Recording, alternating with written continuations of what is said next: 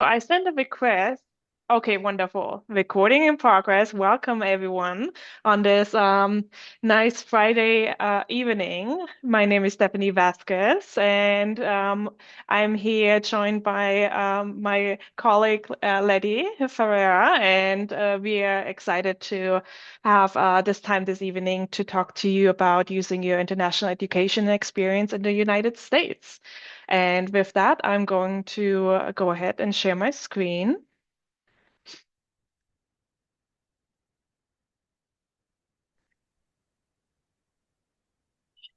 Oh, Oh, sorry, guys. I'm on the road. hi, Lydia. Not Uh, a worry at all.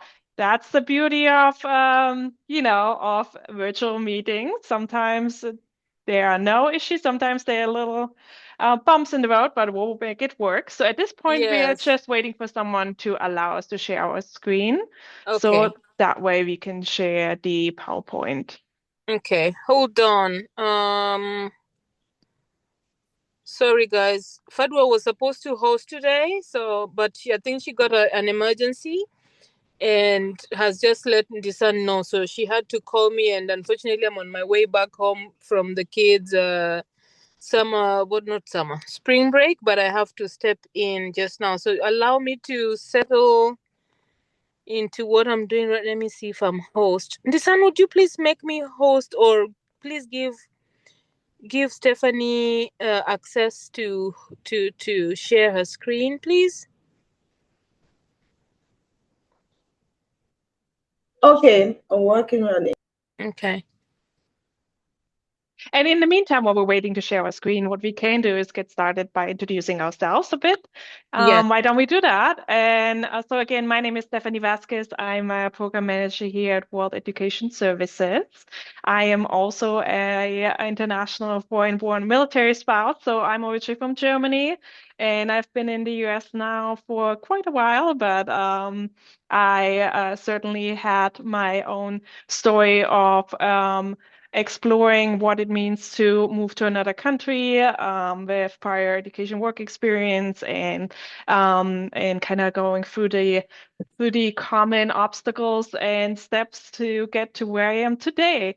And today I am excited that I can work at an organization that supports immigrants, including immigrants with education from other countries, and such as well as military spouses. A lot of you are also from countries all over the globe, so we are happy to have you here. And with that, I pass it on to Letty. Thanks, Stephanie. Hi, everyone. My name is Letty. I've been working here at WES for a little over 3 years now. My background is mostly in higher education, but a while ago I used to work at a university where I was a director of admissions, and most of my work there revolved around the military, military spouses, and the military members themselves.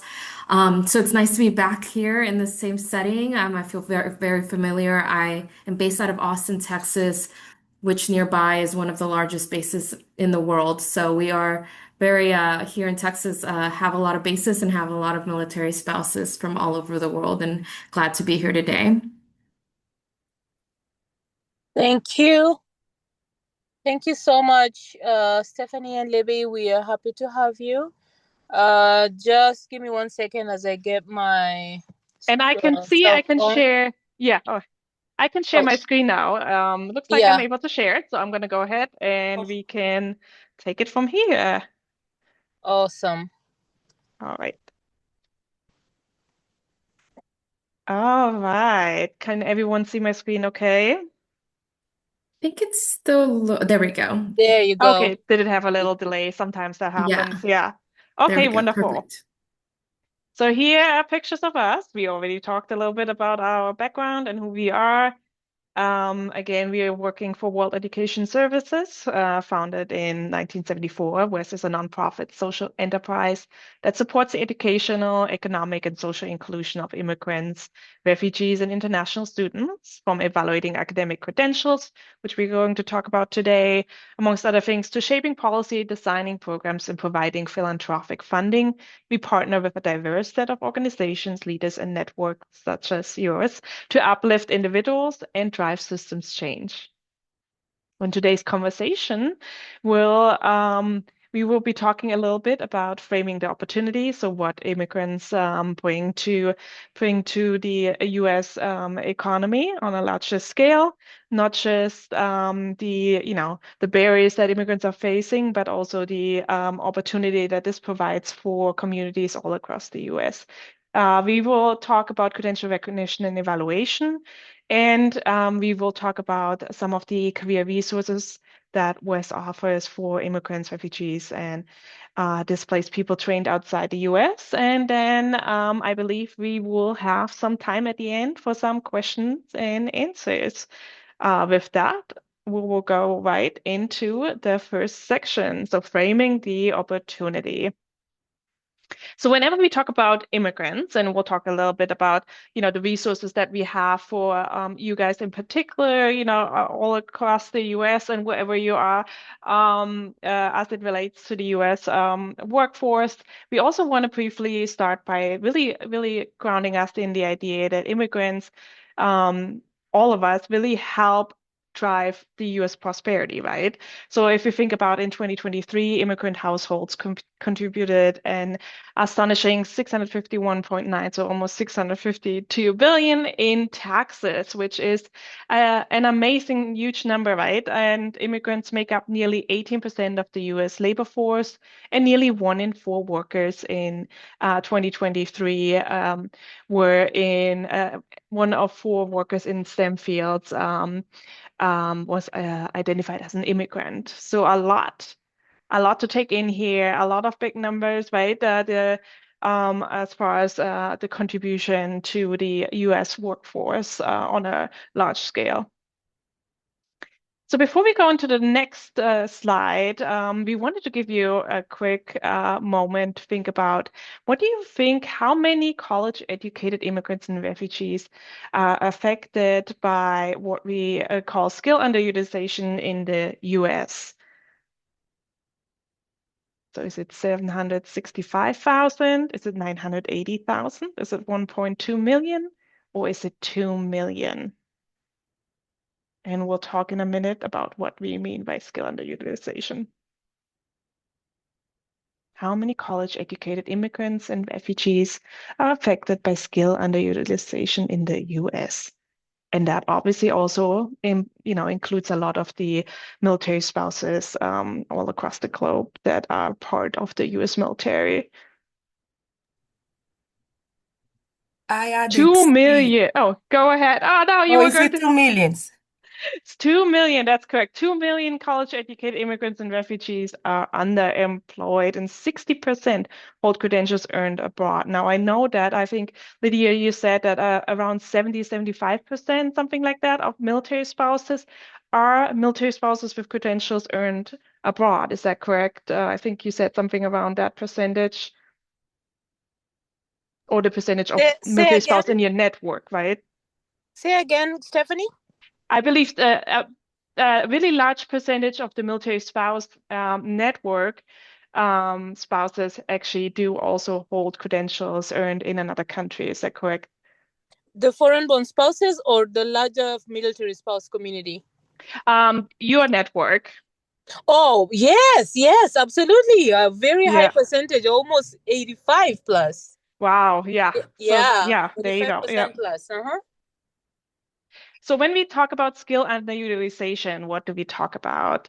When we talk about skill underutilization, we really talk about something that occurs when individuals are unable to fully apply their education and their skills in the US labor market. And underemployment is a key result of skill underutilization. And who is affected by this? So there are many people affected by it, right? Today we're talking about a very particular group of folks that are affected by it, immigrants with post-secondary degrees or professional certifications from other countries, internationally educated individuals seeking to use their skills in their trained profession or pursue further education to qualify for careers in the US. But we also know that there are other folks affected by skills underutilization. I think really relevant to this group if you think about obviously the military spouses in general, right? Many of whom have fall in that same category that we're talking about here, veterans, other folks. So there are other groups as well. And what is the cost of skill underutilization to the US economy? It is not just something that affects the individual's immediate family or surrounding, right? It also local economies really in larger economies suffer due to unfilled positions and lost productivity. And the big number here is really that this results in an estimated 10.2 billion in foregone tax revenue annually. But there are ways to build systems, in particular when the systems collaborate and work together to support all US workers, including immigrants and refugees. So a lot of you may be familiar with, the different systems that support English skills for immigrants, whether that's community college classes, public library resources, contextualized ELL classes, also English classes, intensive courses, volunteering, conversation partnerships. So all of these can help individuals with their English language skills. I remember when I first moved to the US, right, in addition to taking classes and to taking classes at the college as well as taking English classes, I also started volunteering. So that too, right? In addition, that's why you will see the volunteering in all of these buckets. The volunteering is super helpful uh, in helping with all of these, right? With the English skills, the US work experience, the networking, and all of those. So speaking of US experience, again, there are different ways that you can gain US experience, and that partners in the communities can work together to support immigrants on this, whether it's community college classes, volunteering, internships, apprenticeships, certification programs, degree programs. Social capital. So again, this is where really networks such as this network are very valuable because they help with networking. They help they can help connect you to other professional associations, conversation partnerships. They can connect you to other immigrant serving organizations or help with mentoring. Again, connect you to volunteering. I know there are always great opportunities for volunteering with your organization and network, and a lot of online support. And of course, a big part, especially for immigrants with education, post-secondary education from another country, the credential recognition plays a piece here. So whether it's credential evaluation services, bridge programs for licensing and certification, employer partnership for skills validation, credit for prior learning, and industry-specific credentialing support. And speaking of credential recognition, with that, I pass it on to you, Letty. Thanks, Stephanie. So, to get started, I just want to make sure there's going to be something we don't talk about much today because it's not on our slides. But I think whenever we talk about um, immigrants who studied in another country and are now here in the US, a lot of times what we think about first is translation of documents. So that's not something that we really focus on here at WES. There are other organizations that do specifically the translation of documents. Um, and that's sometimes the first step that you have to take. So something to keep in mind because we're kind of skipping over that in this conversation. But translation is just simply switching something from one language. So for me, my first language is Spanish, to another language. For example, here, English. So just simply that translation. It doesn't tell me when I translate a document, it doesn't tell me anything about what that document, like validating that document here in the US. It just simply says it in English. Okay, so I just want to make sure that that is its own bucket and kind of separate from this conversation. Because today we're going to talk a little bit about credential recognition and evaluation. So if we go to the next slide, the first thing we want to talk about is evaluation. So Evaluating is that next step. So beyond translating, then the next step is just comparing. So if I studied to be a teacher in Mexico and now I want to be a teacher here in Texas, what do I need to do? What does that mean? Is my education from Mexico the same here in Texas as it was there? And that's what an evaluation does. It compares that international academic qualification to standards here in the United States, and it provides the US academic equivalency. So I like to do the little like weighing. Is it the same as this education here in the US? Is it sometimes a little bit more? In other countries, for some occupations, you study 5, 6, 7 years, and in the US, we only study 4 years. Or is it a little bit less? Did you study something where here in the US, we expect you to study some more? Yeah, to study some more and to be able to get to the same level. The evaluation helps you see whether or not your credential is the same here in the US as it was in the original country that you studied in. And it also helps other institutions better understand the academic background of individuals who hold credentials earned abroad. So, a good example of that is that here in the US, we have actually three grading systems. We have the letter grading system, we have a number grading system, and then we have something called a GPA. And so the letters are A, B, C, D, F. The numbers are 0 to 100, and then the GPA is a 0 to 4.0. And so, again, using myself, because my family's from Mexico, in Mexico, we have one grading system and it's numbers, but it's 0 to 10. So if I were to show an employer my academic transcript from college and it has a whole bunch of sevens and sixes, in the US, they're going to be like, how did you even finish? Like you didn't even get a grade here in the US. It's terrible grades. Or in other countries, maybe it's a 0 to a 70 or a 0 to a 65. That to an American institution that doesn't understand that might look like you had really bad grades when really in another country, those are excellent, top of the class grades. So by getting an evaluation, it helps the institutions understand because when you evaluate, it will evaluate your grades as well. So again, that 0 to 10 in Mexico is converted to a 0 to 100 scale or an A, B, C, D, F scale so that American institutions are like, oh, okay, you got all A's, or maybe you struggled for me in math and you got a C there, and they are able to understand that. But that's different than recognition. So while it gives them maybe an understanding, recognition really refers to the acceptance of that academic credential that's earned abroad or the acceptance of a credential evaluation report. And that's determined by that institution or the decision maker. And we're going to talk about who those people are here in a second. But an evaluation is that you go out and you get this evaluation from an organization like WES, where we evaluate your transcripts and we say, yes, Letty, your teaching degree from Mexico is the same as a teaching degree in the United States. However, if I then take that and go to a school to apply to be a teacher, they're going to say, no, no, we don't do that. The state of Texas has a whole board, a whole organization that evaluates those transcripts that were already evaluated and decides whether or not they want to accept them. That's the recognition, whether or not it's accepted on the other side. So that's like the next step. So it's translation, then evaluation, and then the recognition. And let's talk a little bit about who recognizes these. So if we go to the next slide. These are the three main kind of recognizing bodies that there are in the US. Unlike other countries, we don't have like a Ministry of Education. I wish.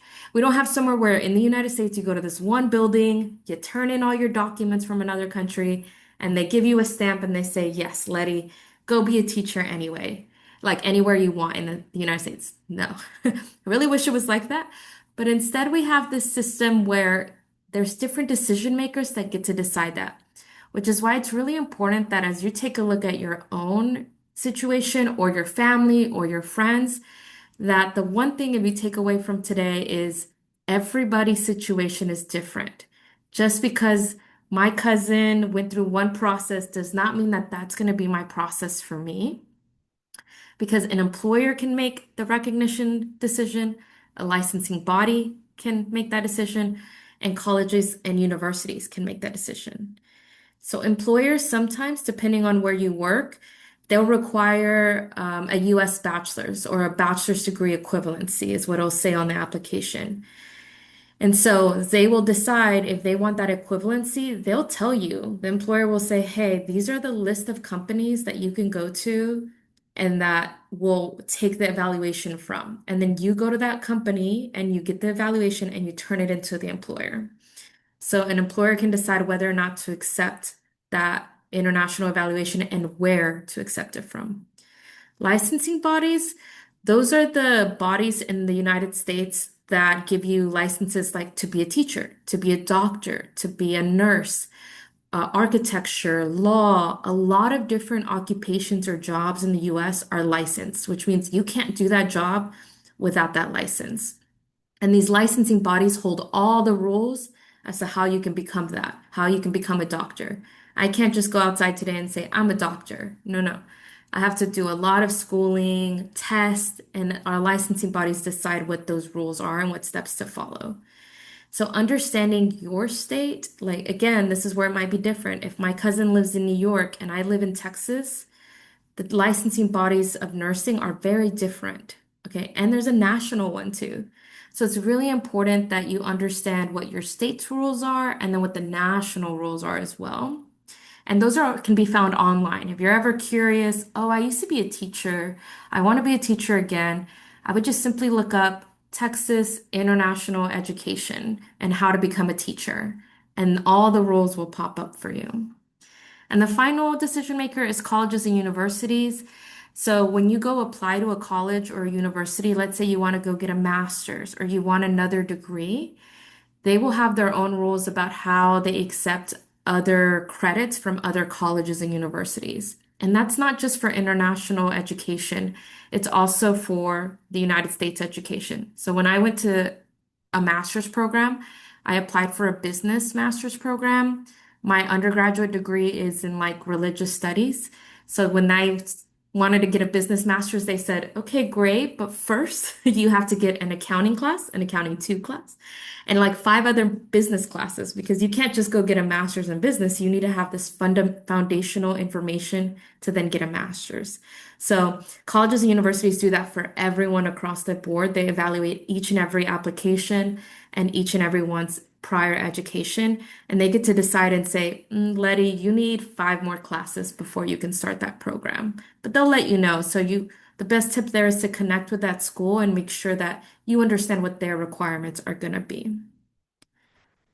I'm going to pause there really quickly. Are there any questions about this? This is like the big, I think the big information and also that everyone's is different. So please don't go and like try to give advice to someone else other than like they should find out the information, what they need for themselves. But any questions that you have there? No. Can I Good. ask a question, please? Sure. Go ahead, Isabel. I often see that when it comes to employment, it's mostly federal jobs that tend to ask for your foreign credentials to be evaluated. Have you seen examples? Do you have examples of when people actually contacted you and they wanted the their credentials to be evaluated because they actually were applying for a a normal job that is not a federal job, a civilian job, that and it was required. Yeah, I think every college and university I've worked at many that I've ever applied to required me to do it. Now they're state funded, so that's again goes into state funding a lot of times. Okay. But that and then as well as like architecture, engineering, like STEM degrees, science, technology, engineering, mathematics, a lot of them require that in order to be able to be employed. And then basically any job that requires a license, like Yeah. I can't Mhm. think of one that doesn't. For licensing, that wouldn't require it. Okay. Thank you. Good question though. Okay, we'll go to the next. I'm almost done with my slides. So whenever you do an evaluation, if you decide that you want one, there's going to be a couple of things that they require, like official documents, original documents, and it can get a little confusing as to what these things are. An official document is basically that the other school that you went to It's sealed. It has like the institutional seal, speaking of those stamps earlier. Signatures are all official in order for that to do that. And normally, for those official documents, they're sealed, like you can't touch them either. Like they're in a sealed envelope, for example.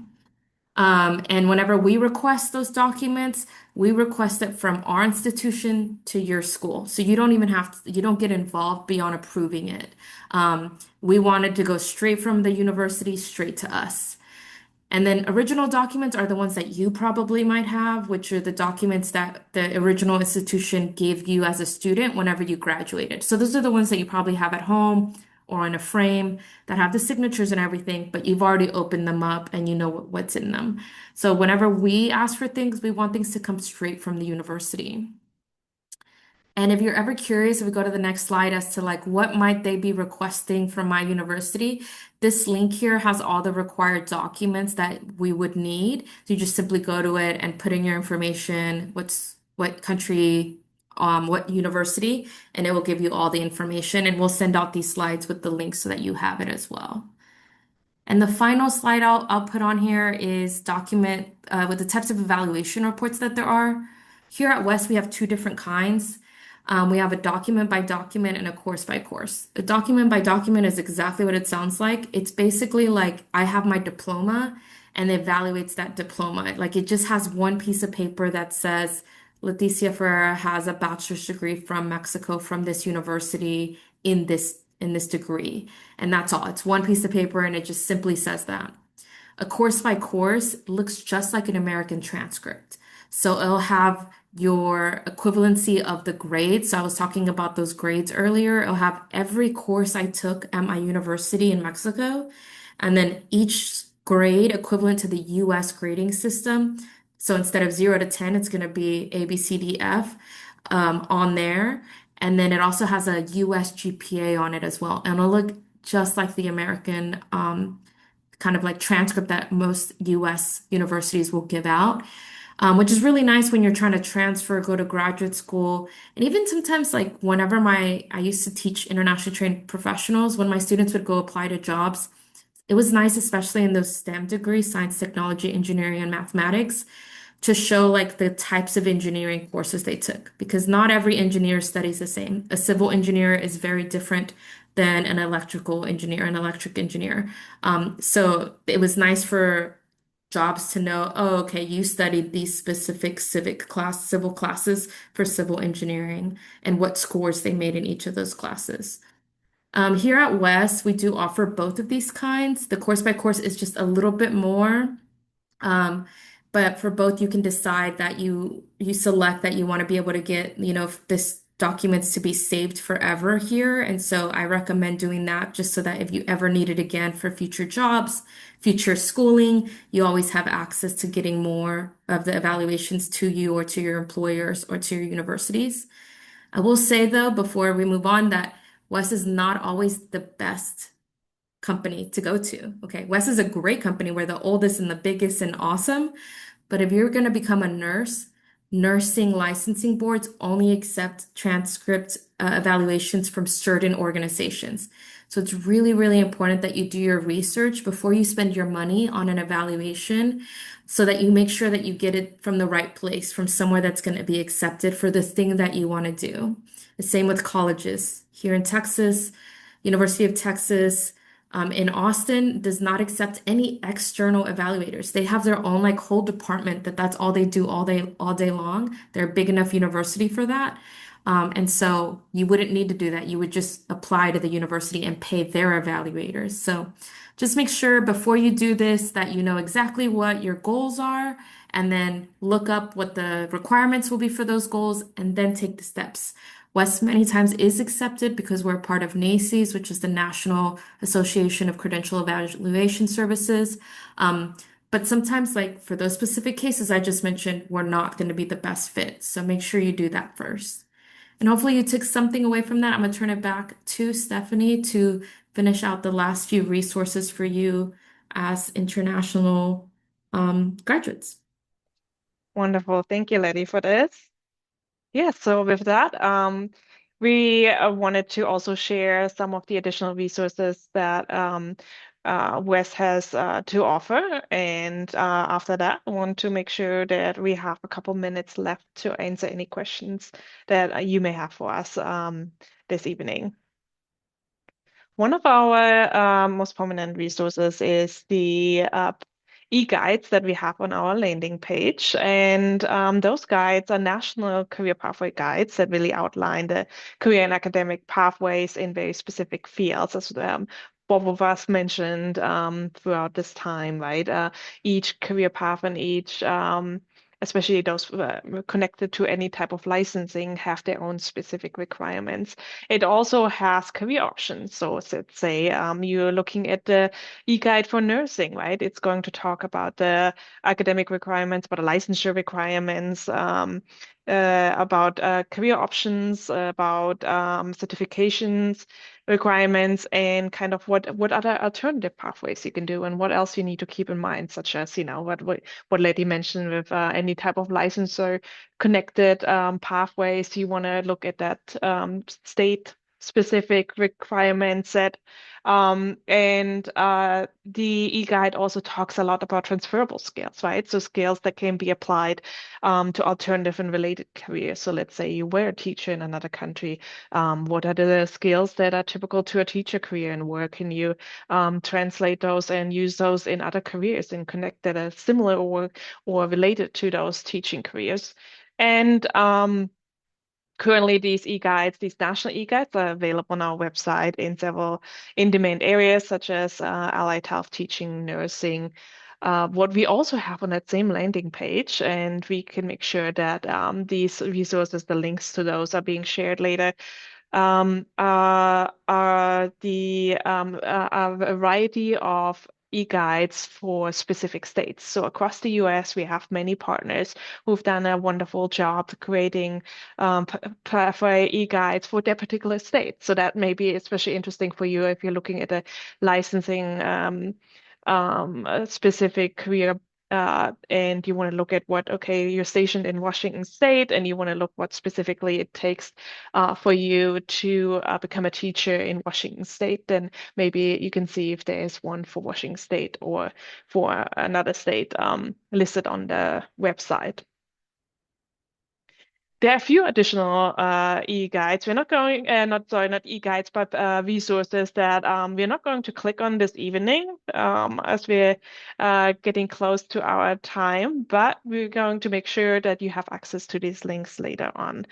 So one of those is Planning for Success. So it's a short document with just some overview of, okay, what are the kind of the steps that I need to consider as I'm planning for my career here in the US.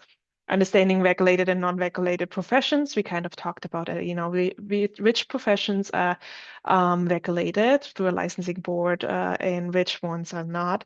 Understanding related and alternative careers. So again, a short overview of what to think about as we're looking at careers that are similar or adjacent to the career that we're interested in. And again, a short overview of some of the things we talked about today in relation to having your international education recognized. Additional tools you can also find on our website. When you click on our website and you go under resources and then tools, are tools specific to to credential evaluation applicants, and tools for you to kind of get a sense of what would my GPA look like in the US. So there's a calculator on there that you can try out, and several other tools, and of course additional resources. So here's the QR code that you can use right now while you're in this webinar, or you can certainly use once you have access to the recording or the PowerPoint presentation through the email or other resource ways later on. But yeah, so lots of resources on our website for you to explore. Also, we have a blog on there and research reports, and you're welcome to take a look at those. Wonderful. And with that, we can actually open it up to any questions you may have. And I'm going to go ahead and stop sharing my screen for that.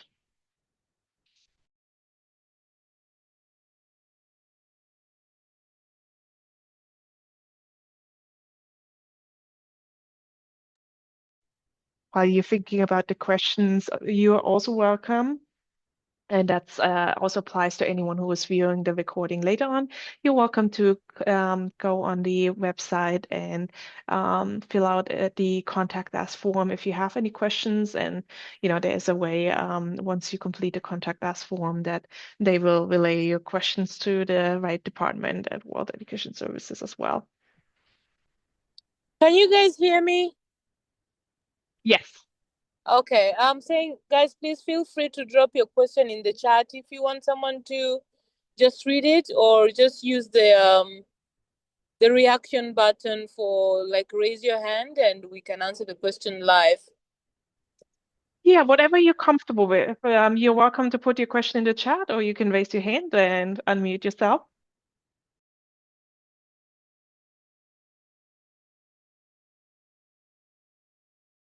Yes, Isabel, go ahead.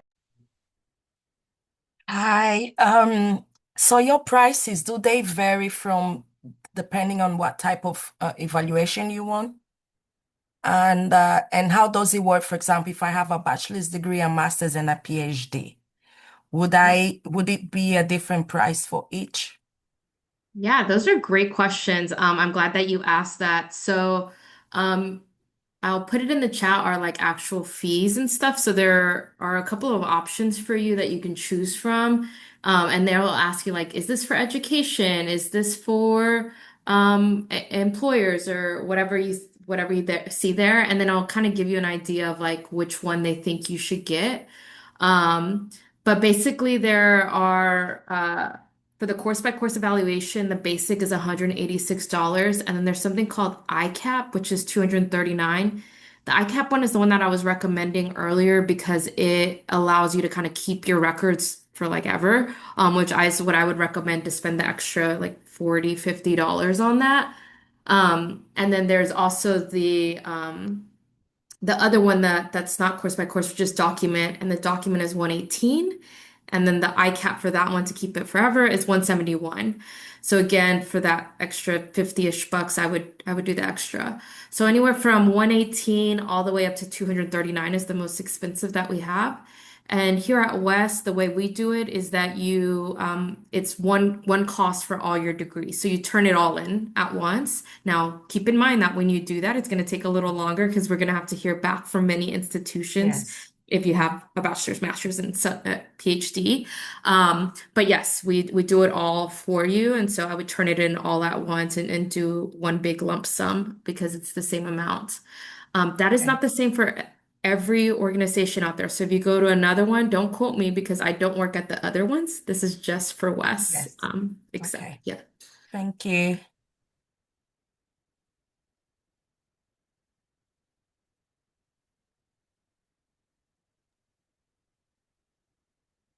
Yeah, go ahead. Oh, did you have a question? Hi, can you hear me? Yeah. Okay, perfect. Yes, I do have a quick question about those evaluations. So, you mentioned that you guys require or request documents from the university yourselves, if I understood it correctly. And then, do you know if any universities will accept?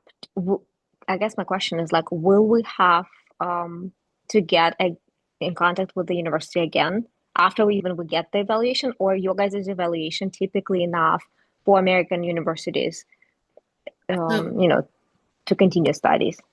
yeah, so what I was saying is that when we request the information, we request it from the international institution. So the university from another country, you give us permission. You do have to do some things, but you have to give us permission and things.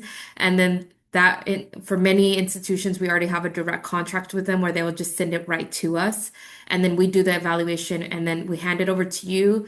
And if you want us to send it to somebody like a university here in the US, you again have to let us know that, and then we'll send it over to that institution in the US. Um, and many of them, yes, will accept it directly from WES to them. If they want you to hand it to them, then we do give you that evaluation as well. So just kind of every case is a little different. Each university has a different process, but in the US system, yes, we can send it to them and then also we'll give it to you as well. And I see in the chat, oh, go ahead. Oh no, because I think I see there's a message in the chat. The reason for my question is because I did do WES's evaluation like a long time ago, and I never pursued school here. I just did my diploma evaluated. But now I'm in a position where the university seems like still, at least from what I've understood, they would still want me to reach out to university, to my regional university, and them to send my diploma. Well, now it's been like, I don't know, over 15 years, and my whole department have closed down. And I am from Belarus right now. Russia, Ukraine, Belarus, it is kind of hot topic. So I can't go. Oh, and on others, also they would want me come there and ask for it in person. I can't get any kind of like permission for any of my friends, relatives to get it for me. So that's why I asked if there is some kind of, maybe I just need to look into different university if you guys do have, or maybe I need to get it like reevaluated. I need to log in into my maybe a record. Is there any advice you can give me? I would definitely log in to see what's in there, but I would go to the university that you want to go to and tell them what you just told me and see what they say. Like, I'm having difficulties because of this reason. I did get an evaluation done at this time. It's from this company, and see what they say. And I would go with the advice that they give you because again, they're the recognizing institution, so whatever they say goes. Even if I tell you something, they can say something completely different. So I would go to their admissions and see what they say about those situations. Many universities, you know, have similar situations with other students from similar war-torn areas. And so they have different processes for those students. But I would go to that institution that you want to go to. Okay, perfect. Thank you so much. So I guess whoever asked the question, for initial PDFs, like original scans was probably sufficient, right? But you would still need to get your original diploma from the university anyway, either way. But yeah, thank you so much for answering. Yeah, no, for Paulina, like you don't get the documents. What we want is you'll create an account online, and through that account process, you'll give us permission to request on your behalf the information from another university to send it to us. Like, so it's not a PDF scan or original that we would request, unless there's very few limited times where there's like some extraordinary circumstance where we would go through a different process. But I would say like 98% of the time, the normal process is the way you go. But again, if there is something like kind of like, hey, this is like a weird situation, here's the reasoning behind it. I would get in contact again, go through the system and get in contact with somebody and let them know, and they'll tell you if there's another option for you or if there's something else that they know of here at WES. And that is only for WES. I wish there was one place that you could go to in the US, but every evaluation service has their own process. So if you go talk to a different evaluation company, they're going to have a different process than us.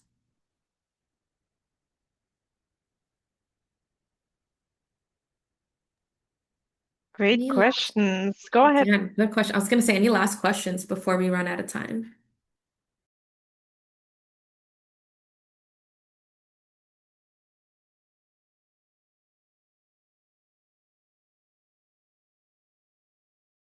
There is a question in the chat, I think from Paulina. Yeah, I think that's the one I just answered. That's the one you answered. Yeah. Good question, though.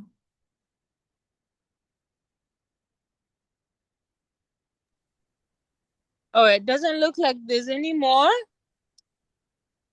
Thank you guys for the questions. Remember, you can also go to the website at WES, ask there. You can also sign up for programs and services with us and ask us that question. We have direct contact with WES. We'll be able to share some more insights for what WES offers and including other places too, because we have a list of the places where you might be able to get support, including some scholarships that are available, not scholarships, like free evaluations if someone qualifies through another partner of ours. So we are trying as much as possible to give you as many options as possible so that you can get your credentials evaluated and you can, go to school or get to the marketplace, to the workforce as soon as you can. Thank you so much, guys. I really, really do appreciate you being here today. It has been wonderful. So, because we don't have any more questions, please feel free to send us anything, any question or any feedback you have at info@fbmnetwork.org. Ndisan, please put the link in the chat for our info email, so anyone who wants to use it can ask questions there or send us any feedback they might have. Before we wrap up, I want to thank Stephanie and Libby again for being with us tonight. Your insight is deeply appreciated, and I know our community has gained so much from what you guys have shared. To everyone here, thank you for being part of these conversations. We are sorry for the first part of it, technical issues, including hosting, but, things happen, and glad we're here still. We have more inspiring and informative sessions lined up in the coming months, so please keep an eye out for announcements either through social media or our email or inside our community. We'd love to hear from you right now. It helps us grow and serve you better. So please take a moment to fill out the short feedback form that we want to share right now in the chat. So Disan is going to share that in the chat. Please give us a few 1 minute. It's actually less than 1 minute. I've taken it. It takes like maybe 45 seconds to fill it. It's very short. Lastly, reaching foreign-born spouses is still one of our biggest challenges. So if you know someone who could benefit from this space, please invite them. Share the website, share the Facebook group and the resources like the foreign-born military spouse playbook, and let's make sure no spouse is left behind. That is our motto. We are at 6:47. In case you have any questions, don't hesitate to send info, but you can also find us through different forms. We have our social media platforms, which Disan will paste on the chat. You can find us on Facebook, you can find us on LinkedIn, you can find us on Instagram, you can find us on YouTube. We are going to post this recording there, so feel free to watch it there. And